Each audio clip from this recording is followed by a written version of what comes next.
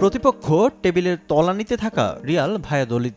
দুর্বল দলকে প্রতিপক্ষ হিসেবে পেয়ে বাড়তি আত্মবিশ্বাসী ছিল বার্সেলোনা। তাই প্রথম সারির অনেক ফুটবলারকে বেঞ্চে রেখে একাদশ সাজান কোচ হেন্সি ফ্লিক। শুরুতেই তাই বেশ নড়বড়ে জায়ান্টরা, আর সুযোগটা ভালোভাবে কাজে লাগায় ভায়াদোলিদ। 7 মাস পর ইনজুরি কাটিয়ে ফেরা বার্সা গোলরক্ষক টার স্টেগেনকে শুরুতেই বিপদে ফেলে দেয় স্বাগতিকরা। 6 মিনিটে বার্সার জালে বল পাঠায় টেবিলের তলানিতে থাকা ভায়াদোলিদ। গোল হজম করে ম্যাচে ফিরতে মরিয়া হয়ে ওঠে বার্সেলোনা। একের পর এক আক্রমণ চালিয়ে যায় হ্যান্সি ফ্লিকের শিষ্যরা। তবে প্রথমার্ধে গোলের দেখা পায়নি বার্সা। সমর্থকদের হতাশ করেই বিরতিতে যায় কাতালানরা। উপায় না পেয়ে লামিন ইয়ামাল, রাফিনিয়াদের নামান কোচ। তাতেই পাল্টে যায় চিত্র।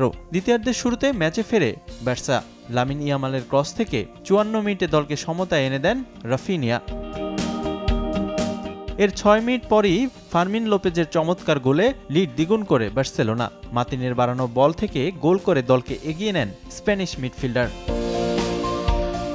69 মিনিটে লিড আরও বড় করার সুযোগ পেয়েছিল বার্সেলোনা, তবে ভাগ্য সহায় হয়নি সফরকারীদের। ভায়াদোলিদের ডিফেন্ডারদের পাশ কাটিয়ে শট নেন হেক্টর ফোর্ট, তবে বারে লেগে ফিরে আসে বল।